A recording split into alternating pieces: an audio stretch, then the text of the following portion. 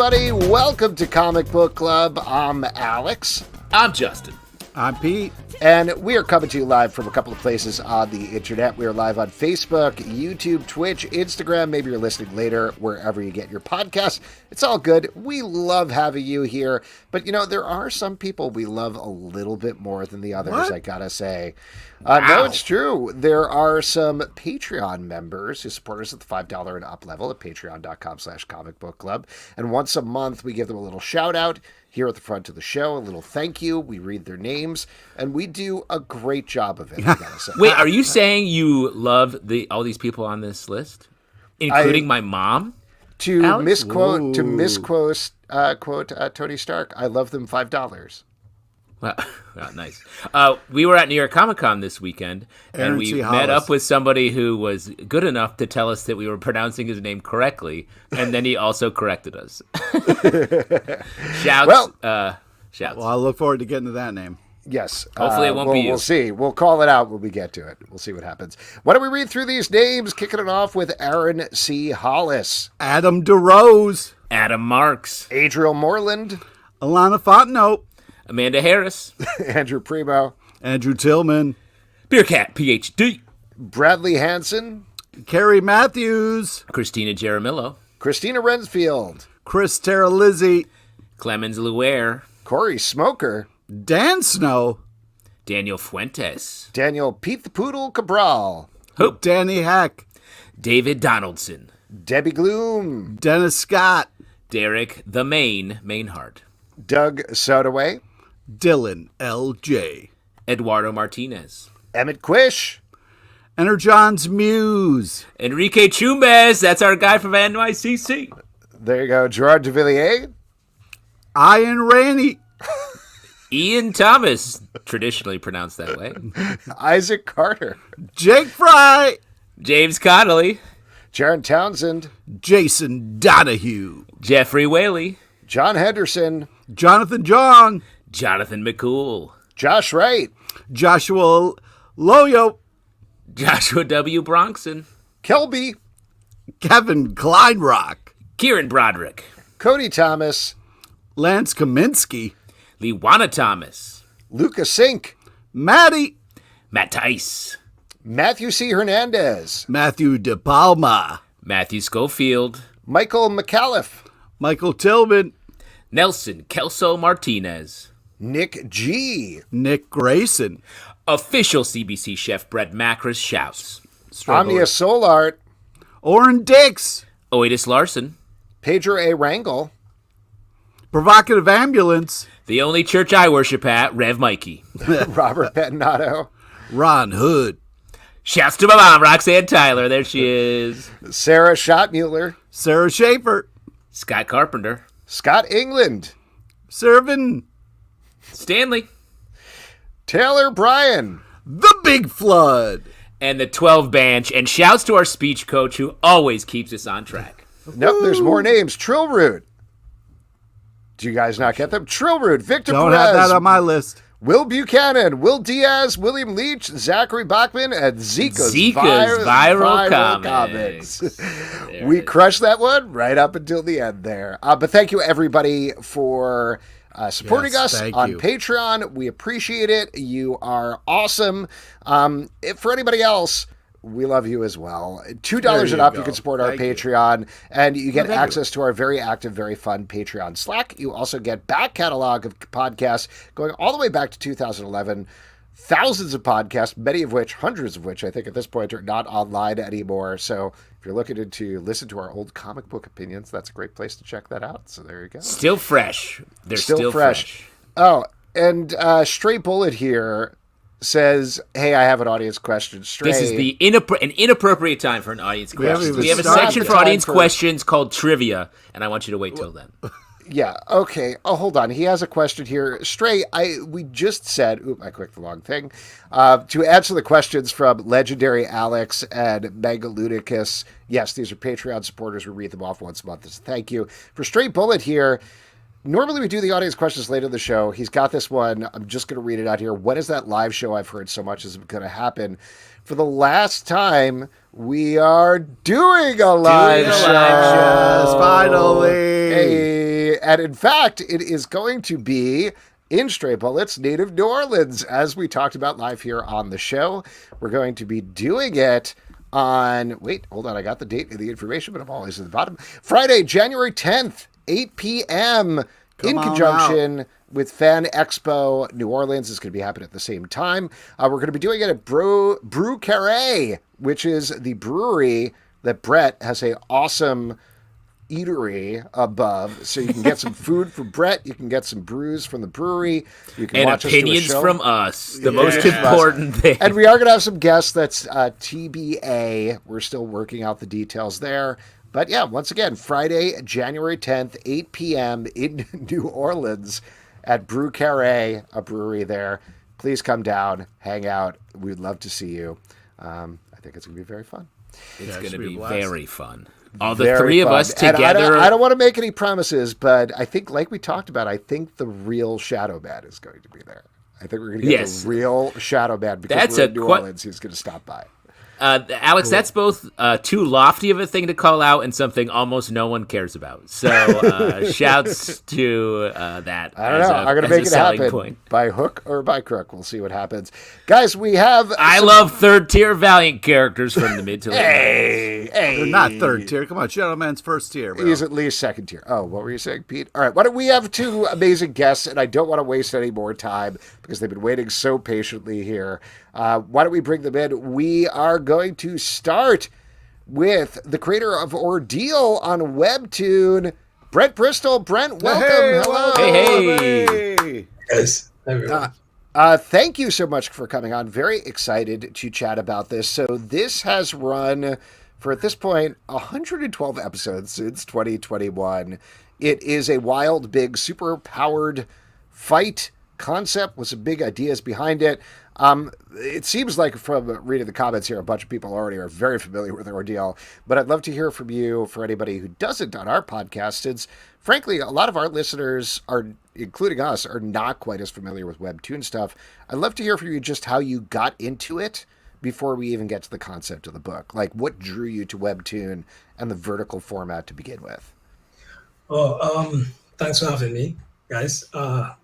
Well, originally I didn't know about online comics. My friend had recommended it to me when I finished the first chapter of Ordeal because I had done it for print. So it was traditional style, right? And obviously I still had all the files on my computer. And my friend suggested Webtoon to me as a place to just like upload it because you have, well, nothing to lose, right? So I checked it out, and seeing as I did it for print, I just uploaded it exactly like how it was supposed to be in the scroll format. So it was kind of ugly, to be honest, but yeah, there was no spacing, there was no gutter spacing, anything. I just uploaded it as is, and I just left it there to rot, basically, because I had nothing to lose. It was just a place to like upload my work, so like if anything happens, at least it's online, so I don't lose it or whatever. So that was how it started, and it's history from there. So yeah, it was the kind of thing where you checked your email and you were like, oh no, everyone's reading this. Yes. Yeah, it was crazy. I mean, because uploading to Webtoon is free. There's no it's for anyone can do it, right? So I just uploaded, and it's like posting online, right? To any social media platform. So I just posted it, and then you wake up the next day to hundreds of comments, and you're like, you weren't supposed to read this. You know, nobody's supposed to see it, but people.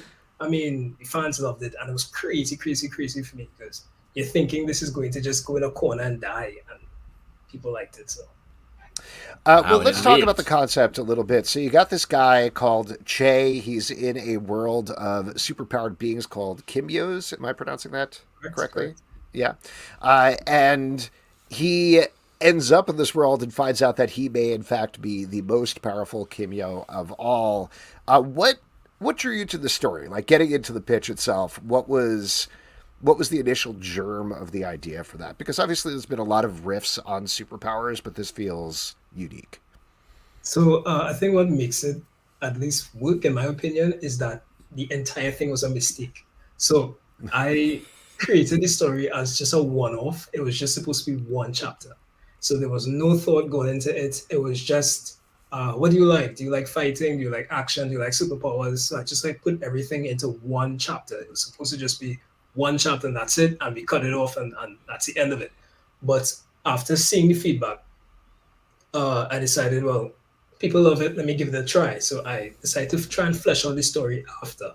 So I kind of had to like work with what I had, because remember, I just started it as, just get it done, right? Because it was an assignment for class actually. And seeing that people liked it, I decided to try and build on it. So seeing as I had a kind of a fairly basic generic story, I had to try and build on it and add things that I liked. So I'm a huge anime fan, grew up in comics as well, traditional comics, but I also grew up in anime, back in my time. And I just put all my inspiration into it, like all the things that I like. I'm particularly into shonen style anime, so that's the action genre kind of style. Yeah.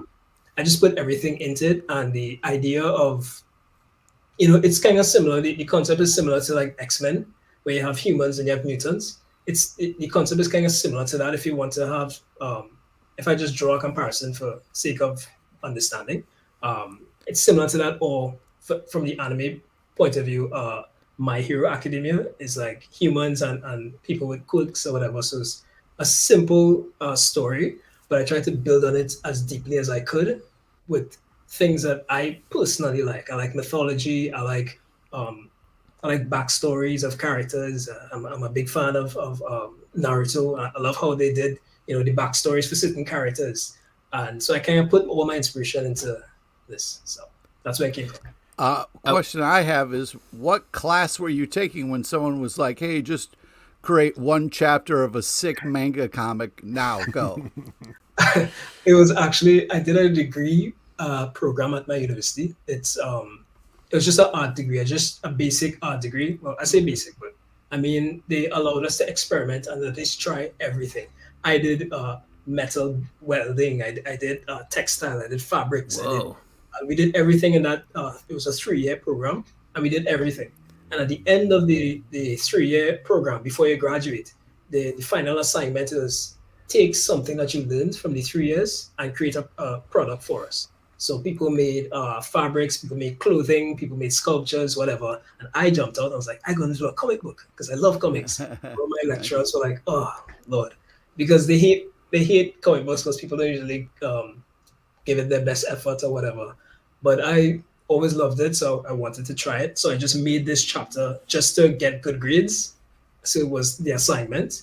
And it was literally, there was supposed to be nothing coming of it. But I decided to upload it to Webtoon, and this is where we are today. When are we going to get the full metal version of Ordeal that you've welded together? I want to get the hardcore. That welding is kind of scary. I'm not going to lie. Yeah, definitely. Appreciate the honesty, man. The sparks are crazy. But I once caught my pants on fire from doing that. It was scary. I do have a question about the comic, though. I love in the later chapters, you're so up close to the action. It feels like you're there, and it's so... I mean, Webtoon lends itself to more, I think, intimate, because you're really focused on one panel at a time, so everything feels a little closer. But your comic is simultaneously percussive while also being so close. Is that a choice that you made over the course of it? How did you get there? Good question. Originally when I started, remember I was doing it for print, so I didn't need to make panels really large because it's going to print large anyway. So I don't need to force panels to be a particular size. Whereas when you're doing it on Webtoon, the majority of Webtoon readers read on their phone. So you're looking at a really small couple-inch screen, and that's all they have. So you can't, like in a regular traditional style comic, you can have like 5 panels on one page, side by side and stuff. But when you're looking at a phone, like fitting 2, that's like 1 inch each of a panel, right, to fit on a screen. So it's ridiculously small. But it also lends itself the opportunity to make really long chapters because it's scroll format. So you can just put your panels one after the next. So seeing as I decided to just put one panel on the screen at a time, I just tried it, and I tried to make them as big as possible. And it was kind of me being forceful because, to be honest, I would spend hours on a background for a panel. And if I make it small and people just scroll past it, I'll be so pissed. So I'm forcing people to like look at the art by making the panel as big as possible, and there's nothing else to look at, so you have to look at it. I'm forcing you. Enjoy my art. I spent hours on it. You have to. So that was wow. Nice. I'd love to hear you talk about, just to continue this discussion, about the space between the panels, because a lot of what you have, and I know everybody has kind of their own approach on Webtoon, but a lot of this isn't really individual panels. You have sections that are almost a constant scroll, particularly with the background like you're talking about. Sometimes it is just scrolling down to blackness and you just get the dialogue and then you're back to the art. How do you embrace it? How do you look towards that? Well, when looking at my own series or other series for that matter, the thing is with gutter space is the space between panels, right? Mm-hmm. Gutter space is supposed to be empty because you're supposed to jump from panel to panel. So it's to help with the flow. However, I noticed in my own series, mostly in the beginning of the episodes, the series, sorry, I noticed that gutter space was kind of boring. So where I can, I would try to extend the panel with effects, smoke, dust, debris, ashes, flame, whatever. I'll try to extend the panel so that even though it's gutter space, which is absolutely necessary because everything will just look cluttered, even though it's supposed to be a blank space, I still try to add something to connect the two panels because they're all one on top of each other. So if I can have, because, well, with art, you're always following the eye. So with whatever you create, you want to direct the reader's eye to follow a particular angle. So you might have one text bubble here and the other one here. So you want them to follow that angle. So I would do that with panels. I'll lead it into the next one, even though it's just one on top of the other. I'll still try to find a way to, like, while you're scrolling, because sometimes when you're scrolling, there's nothing on the screen. It's just gutter space. The reason for that is because I want the next panel to shock you, because we don't have the thing that traditional comics have is you turn the page. So you're wondering what's going to happen and you can't see because it's on the other side of the page. So when you turn the page, then you get the whoa. So with scrolling, you can't see it as well. So you want to have enough space that when you scroll, then you get that big reveal. If it's a flashy special attack or a person, a character reveal or whatever, you want to have enough space that the person can be surprised by the new panel. And I don't have a question, but I just wanted to jump in talking a little bit about what Alex is saying is, you have an amazing kind of rhythm to this, and it has a great flow, and it's extremely badass and a lot of fun to read. So thank you. I appreciate that. I love it. I did want to give a couple of people shouts out here before we get back to the question portion, just because you clearly have a great international audience that's come out to support you. So I wanted to give some of them a shout out here. We got Azar Abdullah Ma, who says, good morning, 7:10 a.m. here in Malaysia, driving to work. Shouts to you. Stop typing and get back to driving. We're a drive time podcast. We're like the Howard Stern of comics. Yes. We got Swills 141. Love and support from Grande to Brent. Nice. There you go. And I got to ask about this. This feels like something that I just don't have a reference to, and maybe you could explain it. But Manga Lunica says, maybe I could sneak in a Rokash question, LOL. Could you explain that to what's me? that? Rokash was, no spoilers, but he's a major character in season 1 that he had his job, he had his role to play the series, but people love him and they want to see him more. But I refuse to give them what they want. So it's good for you. Nice. Wow. Man. Tell your story. Don't let anybody else tell you how to do it. Oh, and we got one more here. Legendary Alice says, wonder if Brent knows that Webtoon did a huge promotional print in Williamsburg, Brooklyn, and Ordeal was part of it. Yes, I saw a couple of the promotional stuff. Well, I'm in the Caribbean, so I just have to wait for people to send me. Yeah. And we got a question from Legendary Alex as well. Also, have you been reached out to by any production company about an anime? Anime is the end goal. I would absolutely love to get an anime done. God willing, it's my dream. So I'm absolutely open and I'm looking. So I'm kind of working up basically a portfolio to meet that end. So nice. Great. I hope this isn't getting too personal, but I think you talked about this online. You're a very religious guy, right? How does that inform your work? How does that affect how you approach a book like Ordeal? So that's not to sound cliche, but it is actually one of the main inspirations for my series, my faith.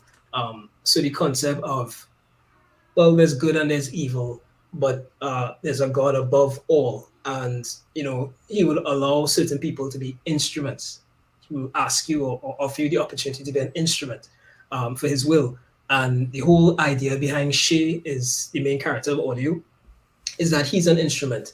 And the concept that he didn't ask for this, or we all know that experience. I didn't ask for this responsibility, but I was given it, and I just have to make up my mind. Either I'm going to complain and just don't do it, or see that it's for others' benefit, not just myself. I just do it to That's the best. how we got into podcasting. Yeah. So it's like I once, my inspiration is, it actually guides my writing a lot, because you want it to be realistic and you don't want it to be cliche, and in the real world good wins, but sometimes it's like a difficult battle. A lot die before there's a righteous victory. So a lot die, and there's a lot of death and stuff in the real world. So I try to put that in the series. So yeah. That's cool. Go ahead, Justin. I was gonna say, a lot of people in the comments are dying to know about season 3. And like very direct, getting more and more direct as the comment scroll happens. So there's basically, we're one step away from like gun emojis being like, "Give me season 3 right now." Tell us right now. Season 3 is absolutely in the work. In fact, you can't see it, but it's right in front of me. It's spoilers, so I can't. Look at that! He's got it right in front of him. Yeah, and he won't release it. He won't put it out. It's all in front of him right now. You just got to take it and flip it up onto the internet. Perfect timing, and when that time comes, it'll be there. So I hope it hits. So. What about a print collection? It sounds like it's soon, though. If it's right in front of you, it sounds like it's coming soon. It is, but we're practically there. Just waiting for the date, basically. Yeah. Well, actually, I mean, on that end, so you do how many chapters per season? Like at this point, 50, something like that, right? It depends. I would try, because once I start, there's no breaks. There's no there's no rest in between, which is fine, because it's a passion project too, not just work, right? So I try to make it a reasonable length. So I aim for around 50 to 60, maybe 70, give or take. Wow. Well, so yeah, my question there then was, how far ahead do you like to get before you launch the season? Are you banking the whole thing? Or are you doing like 10, 25 episodes? How many do you hit? So that all comes down to, well, for example, with DC or Marvel Comics, they have like months before they release a chapter, right? And we understand why. I mean, we've seen the art of like the most recent comics, like it's out of this world, right? So it takes some time.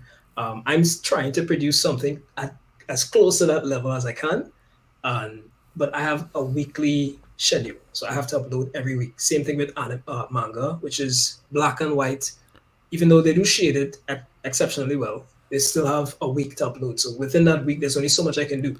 So I try to make chapters not short, but I try to fit as much as I could in a week. So when it comes to buffer, it's best to have at least 15 episodes ready for launch, because once I launch, there's 5 or 4 episodes that go into Fast Pass, which is a option that Webtoon allows readers to, instead of waiting a week, let's say my series uploads every Monday, instead of waiting next Monday for the new episode, you can just access it with coins. And there's different fun things that they have on Webtoon, so you can read it early. So I need to have enough episodes ready, and in case of an event, we all know life does things to us. So I need to have maybe 10 episodes buffer between. So, and sometimes the episode takes a week to do, but if I have enough time, I could put more effort into it, and it might take a little more than a week. So I know we all understand that work is work, and it takes a lot of time. But, Well, you want to get ahead. Now, let me ask you, you started making this comic to be printed, but now you're working on Webtoon. You're working digitally. Do you ever want to get back to printed comics? Is there any aspiration? I know you said you want to get this to anime, but other types of comics, working for like Marvel, DC, well, or like even I'll throw out there collecting this because we've had other webtoon creators who have had their stuff go to webtoon and then go and end up in a printed collection. It's totally an option. I'm not opposed to it at all. It's just that it will take a lot of time to like reformat, because right now I have like maybe like 6 inches of gutter space. Like that's not gonna work. So it's gonna take some time to reformat it. So it's definitely an option. That's probably gonna take years, maybe a year and a half, 2 years to produce like a season or a couple chapters in a hard copy. But it's definitely something I'd be willing to do. Just need the time for it. Yeah. Great. Cool. It feels like the commenters would be down to get a printed copy of the book as well, just based on the hype. Me to work more. That's all. They just want me to work more. Yeah, shouts to Samurai Black 77 though, who says, "Take your time." That's nice. Very nice. That's there. Nice. Brent, before we let you go, anything else you want to plug? Obviously, people should check out Ordeal on Webtoon. You've got wait, I'm going to get the right number. 112 episodes up right now. But anything else people should be checking out? That's it. I'm grateful for this platform. I get a little more eyes, so that's great. And glad we get out. Season 3 will be soon. I know I'm sounding like I'm cussing now, but season 3 is coming. It's coming soon. And stay tuned and just read and enjoy if you like it. So thank you again for the opportunity, guys. Appreciate it.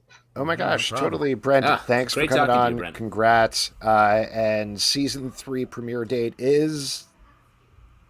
I thought maybe I could trick you. I was just trying it. The old over the shoulder, nice move. Brent, have a good night. Thank you so much. Bye, Brent.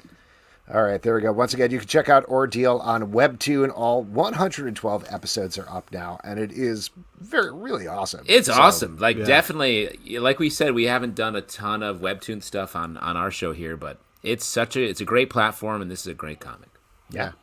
Another great comic from our next guest. Yes. He is the legendary creator of Mutts, which has been running in newspapers for a very long time now, and recently published Breaking the Chain, the guard dog story, a heavily demanded story that will, well, I won't say make you cry, definitely made me cry when I read it. And there you go. Yeah, let's cry. Let's all cry together and bring in Patrick McDonnell. Patrick, welcome to the show. Hey, how you guys doing? How are you? Very excited to chat about this heartbreaking and heartwarming story. Really beautiful. So, as mentioned, you've been doing Mutts since 1994. It's been running in papers. Is that correct? This year was the 30th anniversary. I remember when it came out and it was like a new comic in the newspaper. Yeah. I was like, oh my God, I didn't know this was possible even. Well, doing it for that long, I mean, before we even get to Breaking the Chain or anything like that, like, other than, hey, it's nice to have a steady job and everything, what keeps you coming back to it creatively? What's kept you in this world of Mutts for so long? It's what I love to do. I feel blessed. I wanted to be like most comic strip artists. I wanted to be a comic strip artist since I was like 5 years old. Yes. Mainly because of Charles Schultz's Peanuts. Yeah. And I love to draw, and I love these. To live with these characters for so long, they become kind of family. So they're fun to be with, and it's just I'm blessed. I get to sit in my studio and draw funny pictures. You clearly have an addiction to books of some sort based on your background. So as long as you're funding the book collection. This is just one wall. And I do want to say, I think you guys covered the history of comics today, from a newspaper comic strip to webtoons. That's like we went in reverse. We went in reverse order is what's happening. I mean, not necessarily get too dark, but obviously, like, print is going through a lot of growing pains, to put it nicely, over the past year, decade, whatever you want to say. What has changed in terms of the comic strip part of the industry from your perspective?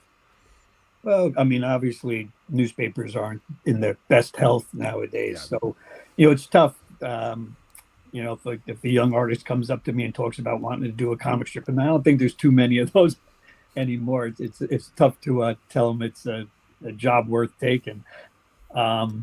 But people still love it. And I tell you, with this guard dog storybook I did, it's really interesting about a newspaper comic. And obviously, I'm also online. You can get it from mutts.com, delivered right to your email every morning.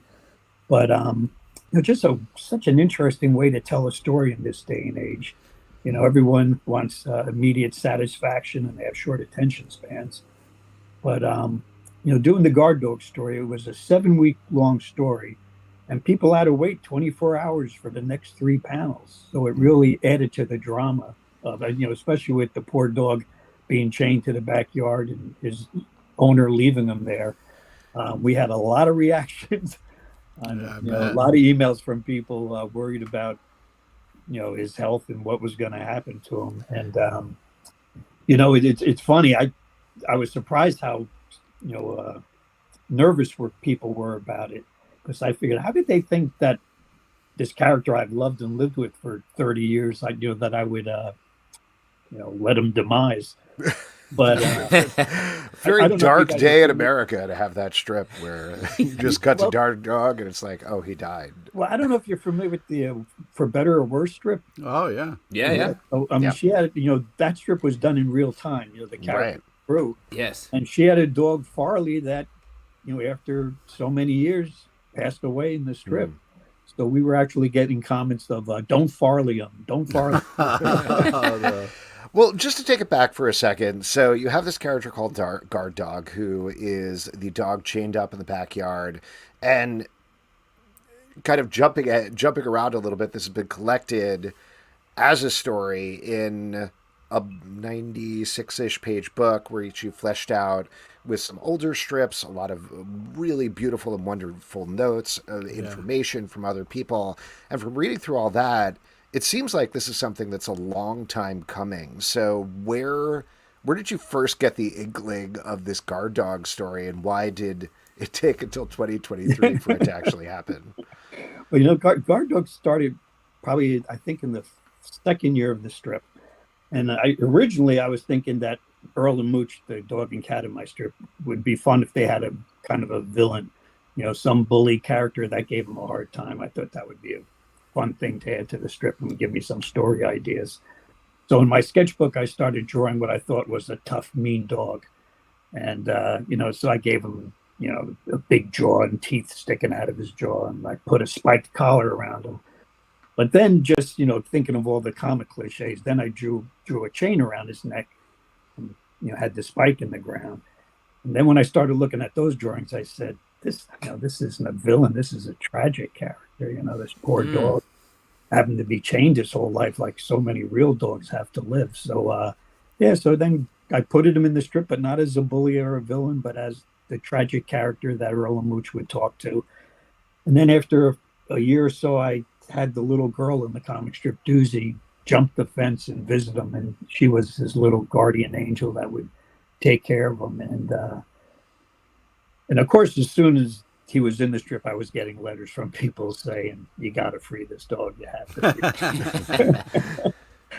But then, I'm obviously doing Mutts. I've become friends with a lot of animal protection groups and animal groups, and they all told me, no, keep him chained. He's got a message, for people, and he needs to promote the idea of compassion and empathy for these poor dogs. So I did that for quite a few years, and then I got offered from Fox Film. There was going to be a Mutts movie. Oh. And I was keeping it a secret when I was writing it, but I thought that would be the perfect place to free guard dog. So the movie was going to be about his being freed. And that was a good, like, if you have ever heard stories of Hollywood and comics, sometimes go for years. Yeah. So it was a good 8 years of, maybe it was 6 or 7 years of writing that story. And it looked like it was going to happen. And then Disney bought Fox. And everything got put on hold. So that was one of the reasons that I took a long time to do it in the strip, because I was thinking I was going to do it in the movie. So finally last year I decided it was time to free guard dog. And actually I think it turned out better, because he really should have been freed in the newspaper where he's lived for 30 years. Yeah. Now, what is it like? I feel like you've been thinking for so many years in like 3 panels ish. Yeah. What's it like to sort of expand beyond that? Well, with Mutts over the years, I've done some continued stories. I'm a fan of those early comic strips like Dick Tracy and Little Orphan Annie that would do stories. And that was before television, so I mean those stories captured America. I mean that was their movie TV. So I've done that in Mutts a few times, but this was the longest story. Like I said, it was like 2 months worth of a story, and it was fun. It was fun to think of not only how do you tell a story, but to try, in those 3 panels also kind of tell a joke. I don't know if joke's the right word, but that there's a beginning and to a beat. The story beat exactly. And but I don't know if you guys follow Popeye, but the original Popeye by Seagar was continuity stories. But man, he told a great joke every day on top of also telling the story. Well, so moving ahead then to the book collection, Breaking the Chain, the Guard Dog story, which again has a bunch of ancillary material that is must read as well. Yeah. But to talk about the story itself, it isn't broken up into 3 panel strips. It's not like your typical comic book collection. You have, I think, mostly 2 panels per page. So how did that affect the rhythm of the story? How did you end up hitting on that approach specifically for this book itself? Well, it's funny. I did a story about there's a character named Stinky, a little feral cat, and I did a Christmas story quite a few years ago, and we collected that and put that in a little book. And for that one, we pretty much did 1 panel per page, and that's kind of what we did for the Guard Dog story. And it makes it more of a novel. And the way I wrote the story, it did flow. I mean, there wasn't many scene changes. It was pretty much him in his backyard. So I think this was a good way to tell the story, and it slowed the pace. Again, when you saw it in the newspapers, it took 7 weeks. So I wanted to slow the story down for what that one sitting you do with a book, which makes it more intimate and something you could just sit and read the whole story in one sitting. But also slow it down. I also really, and maybe this was just for the digital version, but I'm assuming it's the print version as well. I also just really love the color in the printing process, not just in the panels, but also in terms of the page itself. It's not necessarily newsprint, but it feels reminiscent of newsprint. What went into the decision process there? Not to get too wonky about paper, but I'm curious. I wanted it to have a really soft, arty feeling to it. And so the coloring, and also with the coloring, it's pretty much just in shades of blue when he's chained. And then when he finally goes free, it becomes full color. So sort of like the Wizard of Oz when she lands. When she gets the black and white and she turns in color. I thought the moment he finally got off the chain, I thought life has started for him. So the book turns into color. Yeah. I just want to take a moment here and thank you for putting such a beautiful, heartwarming story out into the world. Like, Mutts is amazing on its own, but this story was just so, such a beautiful emotional roller coaster to go on with these characters. It's so worth it, and I just wanted to thank you. It's beautiful. That's very nice. It's comic strip characters are interesting because, again, it's been 30 years for me, but for me with like Peanuts, that reading them once a day, usually in the morning at breakfast or whatever, they really do become part of your family, and you get caught up in these characters. So it's nice that people had empathy. But what was even nicer was all the stories we got from readers that talked about the tethered dogs that they saved or adopted at their local shelter. It's amazing. It's amazing. Even friends I knew, and I knew their dogs and didn't know the story that they used to be chain dogs before they got them at the shelter.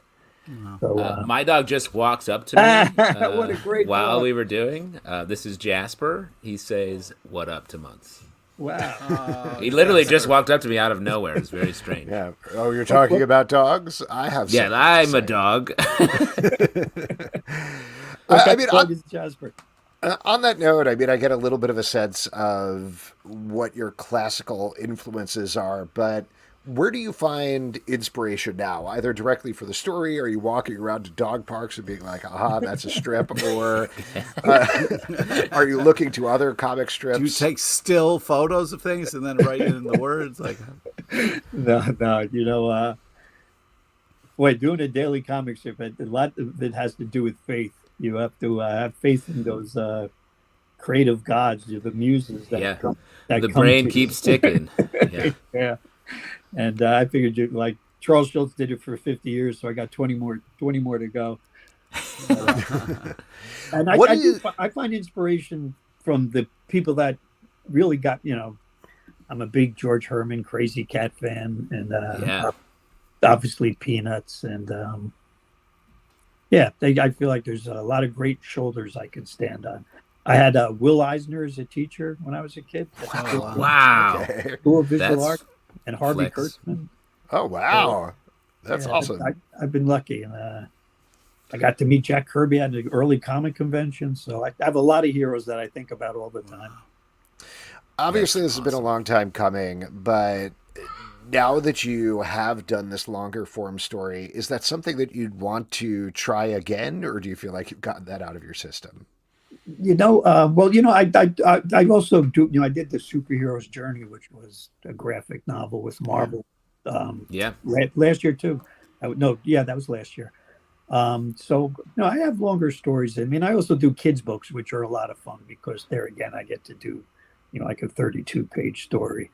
I do think I'll be doing another much long story because I did enjoy it.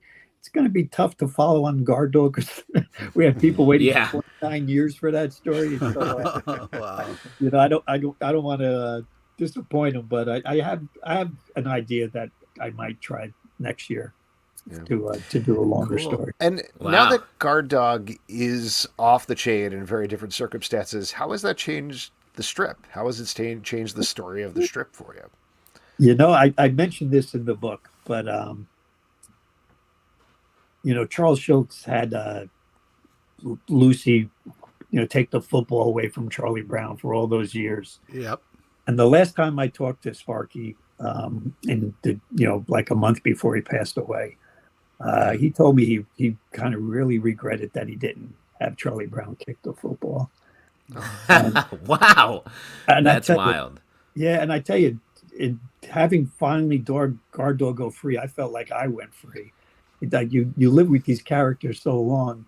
I love to draw them now free and happy. It's like I've been drawing them sad for 29 years. So the strips I do now where he's in his own little home with the girl who saved him and who he loves, Doozy, I love doing those strips, and it's such a pleasure to draw this dog that's just a cartoon dog. But it's wild.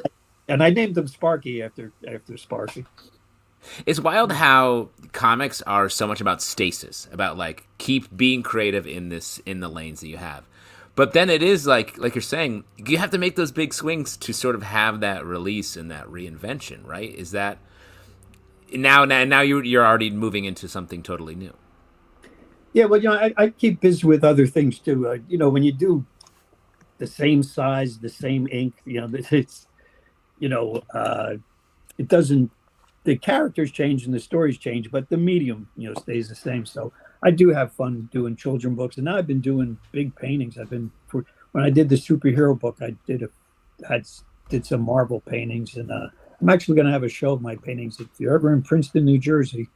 All right, it's right down the road from us. Oh, good. In November, the Princeton Art Council is going to have a show. Actually, there's two shows. In the upstairs gallery, it's going to be my big paintings from this superhero's journey. And downstairs, there's going to be Guard Dog prints. That's awesome. That's awesome. 2-story show. Wow. Patrick, this is all amazing. This book is absolutely incredible. Obviously plugged a lot, but is there anything else people should check out before we let you go? I got in my plug with the Princeton show in November. So yeah, you just squeeze it. Do you have an emergency Mutts panel that you're like, all right, I'm not feeling it today. Break the glass. Just send that out. Is that the? Even the ones you're not that proud of take the same amount of time to do. Amazing. Patrick, thank you so much for coming on. Congratulations. Yeah, keep up the great work. So good. Thanks, guys. Take care of yourself. Have a good night. All right, there we go. Once again, that was Patrick McDonnell. The book is called Breaking the Chain, the Guard Dog Story, and it is in stores. Unbelievable. It really is. It is in stores everywhere now from Abrams. So worth it. Oh, yes, it is. Really got me. I did not read it in the daily newspaper. Perfectly works as a book. And again, the ancillary material is really fascinating. Really cool. There's so much stuff beforehand and after. So it's a great, great read. Highly recommend picking it up. Yeah. And folks, we are going to move to our next section, which is my favorite section, because you all make it up. It is your audience questions. And for audience questions, all you got to do is drop a question in the comments on Facebook, YouTube, Twitch, possibly Instagram. I'll take a glance over there as well. Take a glance. Perchance take a glance. Before we get into it, we mentioned Brent Macris, Stray Bullet, our official CBC chef, at the top of the show. Every week he either crafts or curates a drink for us. And this week, in honor of New York Comic Con just finishing up, he came up with a drink called I Went to a New York Comic Con and all I got was this cocktail. Sounds great. It's rum, cognac, Cointreau, lime juice, and Angostura bitters. I never know how to pronounce that word. I'm so sorry. I will try to learn by the time I see you guys. Angostura. You're nailing it. Angostura? Yeah. All right, there we go. Anyway, there you go. Great cocktail. Did you make one, Justin? I didn't. I made a pink Negroni. It's like halfway between a white Negroni and a regular Negroni, and it's lovely. Excellent. And Pete? Don't have a garage, but I got garage beer. Wow. Land Shark to garage. What's happening with you? Excellent. All right, we got a couple of questions here already, including a bunch of Schweikler stumpers coming up later in the show. Michael Tillman says, Blade is delayed again. When do they replace Ali with Snipes and make it happen? Snipes quote, Blade, lordy, lordy, lordy, folks still looking for the secret sauce, riding snowmobiles in traffic. Man, that guy loves winter sports. Ice skating, snowmobiles. It seemed like in Deadpool versus Wolverine, he knew something before we did, and that's why he said what because he said. I'm the one and only Blade. Yeah. But that's a good joke because this movie is going to come out. I believe it's just you believe in it. You really? I do. You're a Mahershala Ali Blade truther. Well, I mean, the package is there. Mahershala wants to do it. Marvel wants to make it. Like because it's just high-powered talent. It takes a while. If everyone has equal power, it's going to be more of a negotiation to land on a final creative that everybody likes. But if the juice is there, I think we will see this movie. I do think, there were a lot of people who were like, oh my God, MCU in shambles. What's even happening here? This is it for the MCU. It's all falling apart. Blade's falling apart. It was shocking that they left Blade on that November date for next year as long as they did. And I think the only reason was they were parking it there to hold on to the release date. They ultimately moved Predator Badlands, which is the pseudo-sequel to Prey. It's not the same cast, but it's the same filmmaker. Again, taking a very different look at the Predator franchise. So they're putting that in theaters, and I think they were just waiting for something they could throw in there.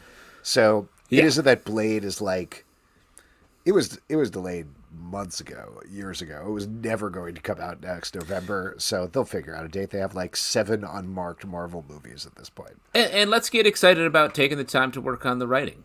Like that's better. That makes a better product that lasts forever. Yeah. So let's do that right.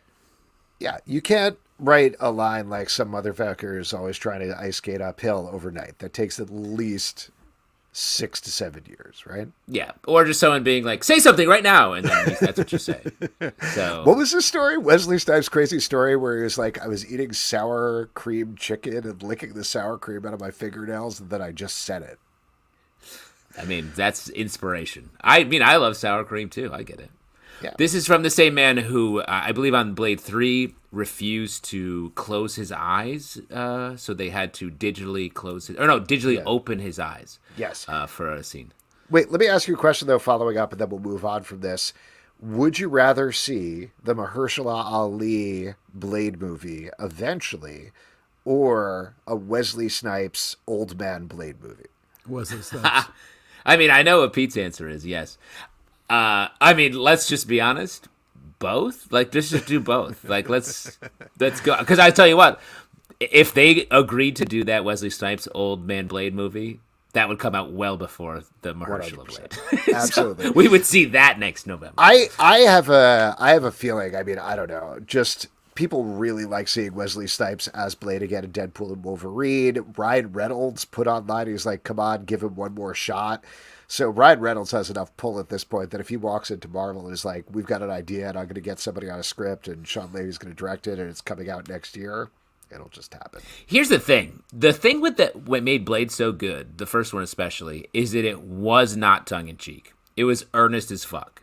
So, like, if you bring that modern superhero energy, that Ryan Reynolds energy, I don't know if we're going to get the movie that we all want. It has to be that original Blade energy. Chris Christopherson blowing a wall up and standing there and being like, yeah, I'm here too. Like, we need that energy. It can't be the current regime style. All right. Well, we'll see what happens. All the Game says, hey, do you watch the horror show From, a.k.a. Lost Meets Stephen King, starring Harold Perrineau? Funnily enough, from Lost, an underrated show which I hope doesn't get dragged out like Lost. I have not watched that yet. Yeah, I keep hearing great things about it, and I know I should watch it. I didn't watch it initially because I was like, you're just doing a forward title like Lost and having one of the guys from Lost in it. But over the years, people are like, no, this show's great. This is a really good show. So where does that air? I haven't. Great question. Probably Epix or something like that. MGM Plus. Don't you dare! Don't you dare drop MGM Plus on this podcast. Yeah. Anyway, Scheuchler says, in the spirit of Rokash, who are characters who only appeared for an arc or 2 years ago, but you really want to see them again? Amadeus Cho. He was in multiple arcs. He's been around. He was also Hulk eventually. Yeah, just first thing that came to my mind. So. Yeah. I mean, that's a good call, though. Like, you want the classic situation with Amadeus as the sidekick. Yeah, when he teamed up with Hercules. It was fun. It was fun. Sorry, I'm looking up where the show is streams. But a character from back in the day. I mean, the thing is, there's just so many great comics in general that are an arc or 2 years ago. And they mostly come back. Like, if it's a good idea, a writer has read them and is like, hey, I'm going to bring them back to the comics. So this is a good question, but I don't have a good answer. Like Speedball coming back as Penance, which is Justin's favorite. So that's what we wanted. That's what the answer is. Pablo Di Martinez coming through. MGM Plus. Alex, you were right. There we go. Sorry to bring that up, everybody. I apologize. Yeah, wow. What a haunting. Straight Bullet says, do you guys have any food aversions? Just wondering for no particular reasons that I'm not planning for.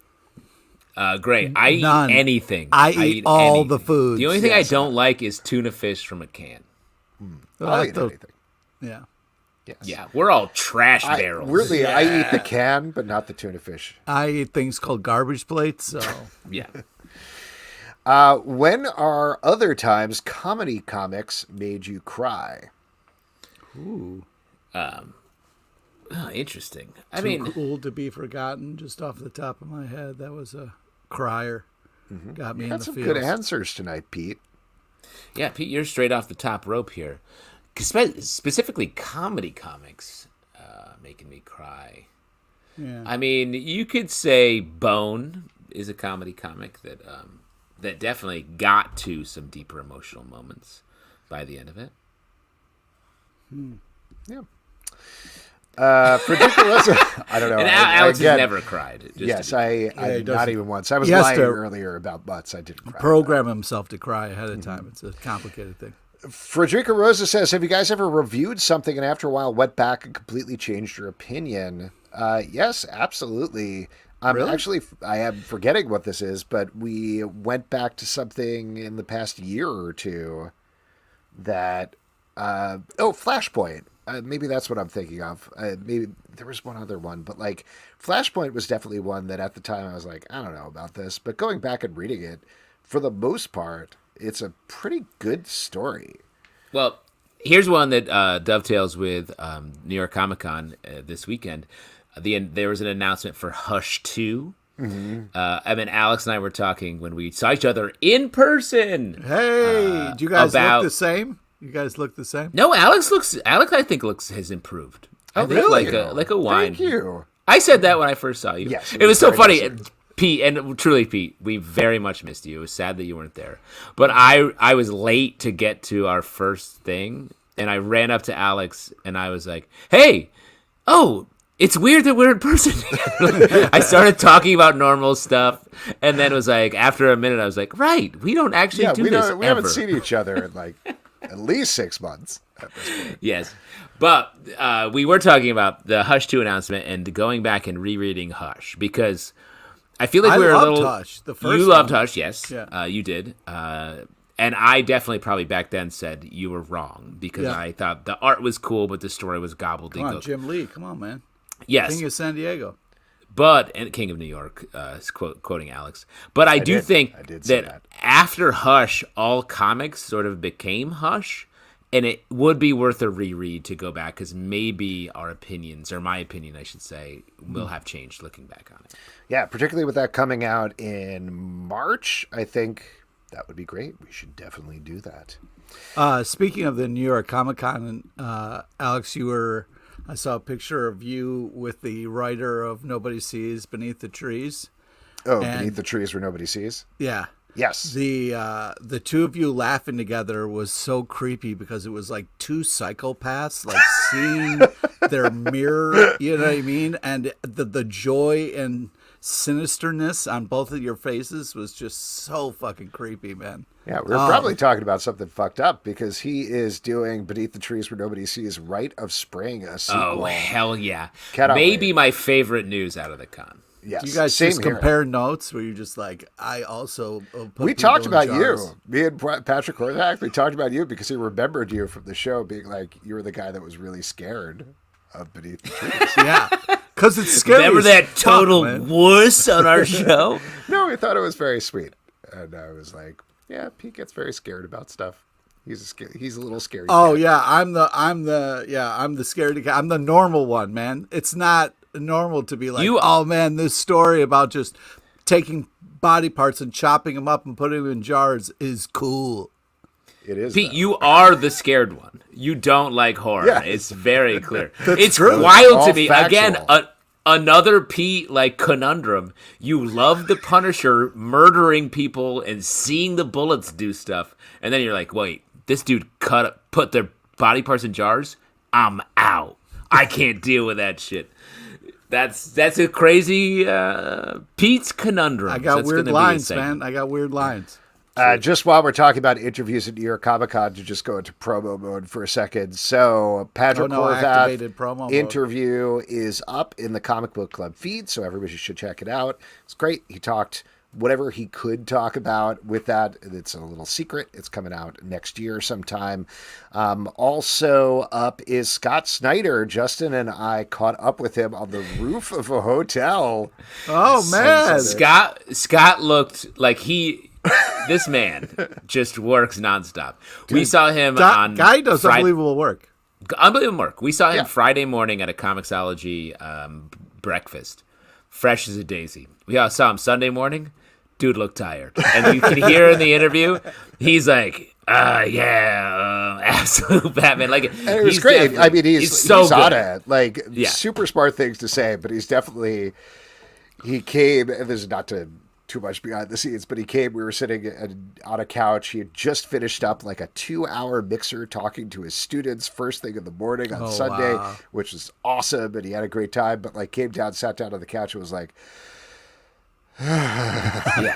he's terrible. Well, and like he talks about it in the interview. It's such a great interview. He talks so much about his comics, Absolute Batman, Nick Dragotta, and he talks about going around with Nick now that he's sort of popped so big because of Absolute Batman, and he's sort of watching Nick become famous, and it's so cool. Yeah. Like definitely listen to that interview if you have any interest in just the way comics work, because Scott's a master. He talks about the Witches animated series as well. It's very cool.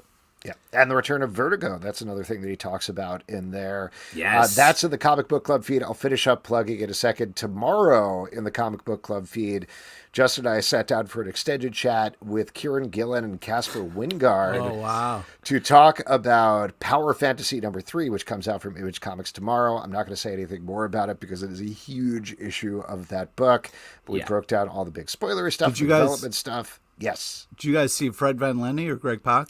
We saw Fred Van Lente and Greg Pak. We did also, and this will be coming hopefully later this week, if I can get it together, talk to your pal and mine, Tim Seeley. Great chat with Tim Seeley. Great chat with Tim Seeley. And then how's he doing? He's doing great. Great. Yeah. So much stuff. Big announcement from him. Yeah, he's doing a Peacemaker comic with James Gunn as the story consultant, so that's a big deal. And there's a bunch of other things going on that we talked about. And then I got a signed copy of Local Man number 25. Oh, yeah, he's great like that, dude. He's just so kind and giving, man. And then the last two that I'll mention, which will be coming out later on, talk to Frank Thierry. Always a great time chatting with him because he's Mr. Brooklyn. Wild man. The last one, I was bummed to be there talking to him without you, Pete, but I interviewed Danny Earls, who does the art for Philip K. Johnson's Incredible Hulk run, but he also did, I don't know if you see these amazing connecting covers for TMNT, 4 of them on the subway. So we went kind of in depth on that, and he had all 4 prints in front of him, so he was referring to them and stuff. So again, those will be coming later on, but some really, really great chats from New York Comic Con. The last thing it was such a blast to be there. The last thing I want to show off is I bought some art from Martin Morazzo from Ice Cream Man. This is a page from the most recent, or maybe one issue back, that he was there. He was so nice to Can't catch really up see with it. him. Get it closer.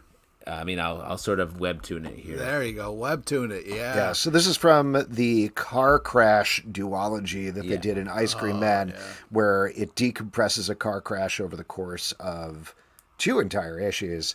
This looks like this is from the first one, with a little boy who looks a lot like Justin dying in a car Alex crash. is worried why I bought this, but I don't usually buy original art like this, but I was so psyched. You can see like the pen bleeding through. It's fucking awesome. I'm so happy. When you shared that, I was just like, oh my God, it's Ice Cream Man. Yeah. Got to bring the horror home, Pete. No. We got a couple of other comments that have been piling up here while I'll be nattering away, yapping away. Stray Bullet says, I want to take the secret Incredible Hulk quiz. This is more of a statement. I'm not trying to guess the secret quiz, just saying I'd like to take an Incredible Hulk quiz. Is that it, Pete? That's not it, but that's a very cool thing that I should maybe get working on. Nice. Just another quiz assignment for Pete LePage, the quiz But master. if you're a Hulk fan, stay tuned to the trivia. Yeah. Oh. Wow, how nice. Interesting. Schreikler says, no chance of a Sticky Fingers Blade movie. Shout out to that. We need more respect for the Sticky Fingers Blade. Couldn't agree more, from the TV series. And that's it. Lots of chatting about garbage plates and stuff. I thought there were more questions. No, shout out to Schreikler's comment. Schreikler's comment, Pete, I'm the normal one. Truer words were often spoken. All right, we are going to move on with our next section, which is trivia. And for that, I'm going to turn it over to Hulk LePage. All right. This is the part we give back to you, the lovely audience. Thank you so much for tuning in. It's an opportunity to win $25 free at Midtown Comics online, because if you had $25, you probably get some comic books. All we need is a first hand up, a me, pick Schreikler or whatever. And then we can get it going. Yeah, we can get it started in here. Yeah, we can. And the prize for trivia this week is an all-expense-paid trip to see our show in New Orleans. Is that correct, Pete? Dude, if that's what you're springing for. The stakes just got you're higher. Adriel Moreland. Adriel Moreland's doing it. Great. Shouts fresh from the list of Patreon supporters that we read. Just to be clear, it actually is a $25 gift card to Midtown Comics. I can't pay for that. Yeah, I was going to say. Did you get rich at New York Comic Con? Absolutely, the opposite. Yeah. Very much the opposite. How much? Yeah, you didn't even talk about your haul, Alex. What did you get? What did I get? The thing that I spent the most amount of money on, which I think I'll have next week to wear on the show, which I'm very excited about, is when they announced Hush 2, Jeff Loeb and Jim Lee are on stage, and they welcomed Scott Williams and Alex, I'm forgetting his last name, who also worked on Hush. And they all were like, Jeff Loeb was like, oh, are we going to do the thing with the shirts? And Jim was like, oh, I guess so. Okay. And they all wore hoodies, and they unzipped the hoodies, and they're wearing these hoodies that in big bold letters say H2SH instead of like Hush 2 or anything that makes Jeff Loeb's still doing it right. He's out there Jeff Loeb. Loves it. It was the most Jeff Loeb thing that happened on the entire panel. Great 100% stuff. Tracked. And then Jim Lee was like, and guess what?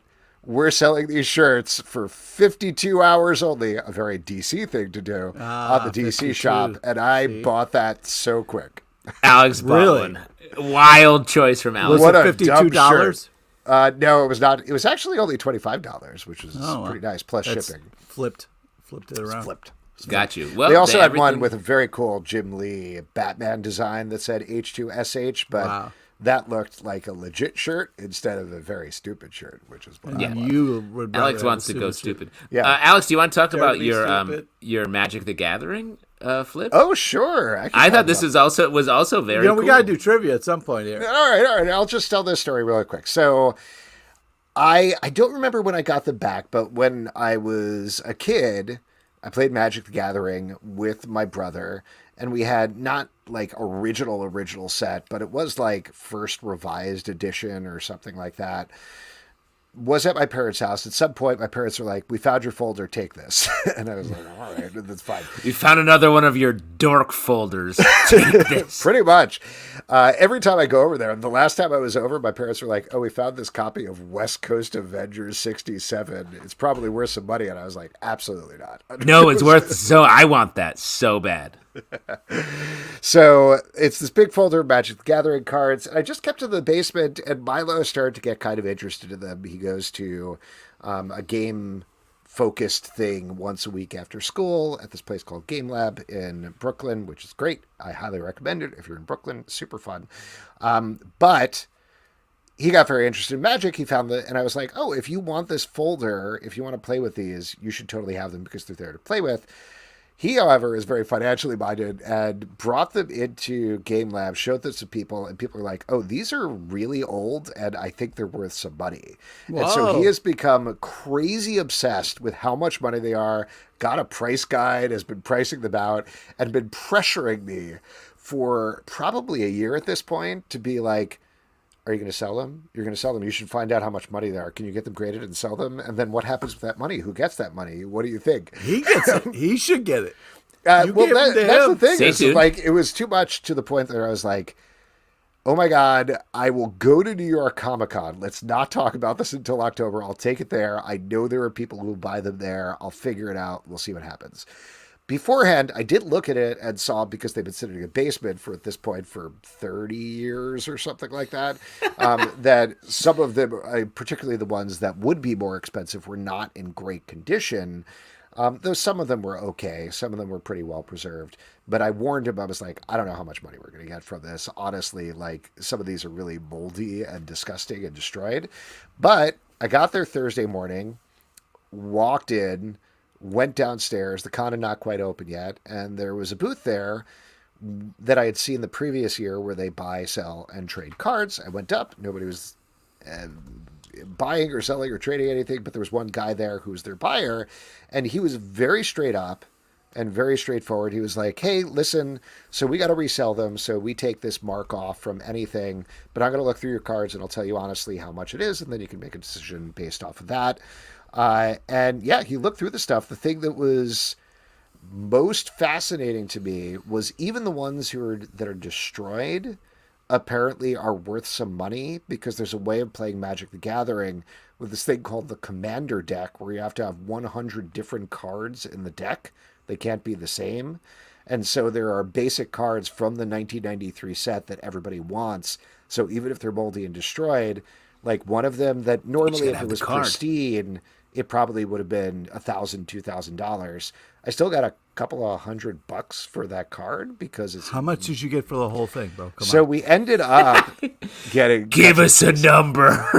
So I ended up there were like 6 or 7 high value cards that would have been $520, and then on top of that, they bought the rest of the cards for another $20. So I got $540 for it. Wow! Which I was like, oh my god, I haven't even gotten to the con yet. I don't have to carry this folder. I got rid of it. Awesome. And then I texted my wife to let her know, and she let my son know. I got home late from the con. By the time I'd come home, my son had come up with a plan where he was like, you know what also costs around $500 is a PlayStation 5. Are you aware of that? This man is going to be a I thought he was going to be like, you keep the 40, I take the 500. No, we took a trip to Los Angeles and stayed at a friend's house, and they had a PS5, and he got totally obsessed with it and has been pushing that. I was like, we cannot afford a PS5. But he was right. That's how much money it is. And now you got a PS5? Now we got a PS5. Look at him. It was a good idea to take a thing that you play with, turn it into something else that I the love family the can fact play that you're with. getting outplayed by your own son. I love it. I love it. That's glorious. All right, He's that was a very long like story. Why don't we actually get to trivia at this point? I've forgotten who is doing it. Adriel Moreland. Yeah, all right, cool. All right, today's trivia is about the impressive comic book storyline Planet Hulk and a small nod to the legend Peter Renaday. And you are playing for my son's PS5. That's the prize that you're going to get at the end. R.I.P. the voice of Master Splinter. Here we go. Please listen to all 3 options before making your selection. Question number 1. The writer of this comic is one of the greatest writers of all time. Is it A, Greg Pop? B, William, stop trying to predict things in your magical ball. C, Billy Crystal. See Billy Crystal. What a great activity. Yeah. You can see Billy Crystal on Apple TV Plus in his new series that premieres, I believe, next week. Yeah. Wow, what a corporate shill. Adrian Moreland says I will say that the other day I was correct. Like, oh, he's correct. Okay, I'll stop. Here we go. Question number 2. Yeah, save it for the break here. What started as a comic book became a storyline in animated TV shows, animated movies, video games, and even used the story in elements of this Thor movie. Is it A, Thor Ragnarok? B, listen, D-Man, you can't just say underwater livestock. I need more information. C, David Cowgill. Nice. A. Adrian Moreland on it with another A. Nice. All right, question number 3, last one. This fun character from Thor Ragnarok made his first appearance in Planet Hulk comic. What character am I talking about? Is it A, Korg? B, yes, this invention does adorably dry my elk. C, Moosey Dryer. I don't know if that's the right species situation you got going there, but I respect the Canadian mammal work you're doing. Yeah, you know. Well, let's see what happens. Let's see if Adriel Moreland could win that free trip to Los Angeles. Not Los Angeles. I don't know what I'm talking about. A is it A is correct. A is correct. Yes, $25 will be yours eventually once you email us. Yes, shoot us an email. I will get you that gift card for $25. What movie were you referencing? Of course, we're talking about the 2004 banger Howl's Moving Castle English version. Oh, very specifically the English version. Well, yeah, Excellent. I'm Nice. using Got actors from the English version, so. Amazing. Well, listen, lots of new comics coming out tomorrow. Big new comic book day. What are you guys looking forward to that's coming out? Pete? Ooh. Well, I'll tell you what, I'm looking forward to Teenage Mutant Ninja Turtles number 3. Looking forward to The Avengers number 19 and also Absolute Wonder Woman number 1. As well as another one that I am slowly looking for. All right, we'll come back to you. Justin, what are you looking forward to? I mean, I was going to shout out Absolute Wonder Woman #1 as well. Very much looking forward to that. Kelly Thompson. Scott Snyder talked a lot about that book. Green Lantern Dark #1 coming out from Tate Brumbaugh. Ooh. Like, this looks fun. It's an Elseworld story. Remember those? Some of my favorites from the deep past have been that. And not to be a total all DC guy, but we got Nightwing 119 coming out. Which is sort of kicking off the new Nightwing world, right? Let's see what's up. Bunch of stuff I'm really curious to check out. Iron Man #1, curious to check out what Spencer Ackerman, they keep pushing. He's a security expert. How does that pan out writing a comic book? I don't know. We'll find out. The Power Fantasy #3, I will cop to. We read that one because we already said we did read that one. Yes, so get hyped for that. I love that series. Also very curious to check out Detective Comics 1090. There's been a lot of hype on that. Tom Taylor's moving over there from Nightwing. And the last one I'm very curious to check out, Alien Romulus #1 from Marvel, that's tying into the movie, which, full disclosure, I haven't seen, but I'm curious to see how they weave the things together. So we'll see. All of those, yes. Do you remember, Pete? Yes, The Moon is following us #2. Yes, great call. Daniel Warren Johnson, guy. Riley Rosmo. Let's go. R², come on. Come on. All of those are going to be at our Stack podcast that posts Wednesday, 9 a.m. in the Comic Book Club feed and the dedicated Stack feed. And folks, that is it for this week's show. Couple of people we want to thank. We want to thank Brent Bristol for coming on to talk about Ordeal. You can check that out on Webtoon now. Patrick McDonnell for talking about Mutts and Breaking the Chain, the guard dog story. Absolutely lovely. Check it out, please. Check that out. Next week on the show, this will be exciting for several members of our audience, I believe. Caroline Cash is going to be here to talk about Pee Pee Poo Poo, Eisner Award nominated, winning book. And Matt Wagner and Kelly Jones are going to be here to talk about Dracula Book 2, The Brides. So going to be a great show. Very excited for that. Comic Book Club News, our daily news podcast, Monday through Friday, every day. Check it out. Award-winning as well. Same level as Won a Peabody, I believe. Won a pee-pee poop body, I believe. Oh, Marvel Vision, our Marvel podcast. We're recapping Agatha All Along, Sons of a Gun. We're recapping The Penguin. Patreon.com/Comic Book Club to support the show and all the shows we do. You can subscribe on Apple, Android, Spotify, or the app of your choice. At Comic Book Live on Twitter/X. Comic Book Club Live on Instagram and TikTok. ComicBookClubLive.com for this podcast and many more. Until next time, we'll see you at the Comic Book Club. Good night, y'all. Let's Take care of yourself out there. We need you.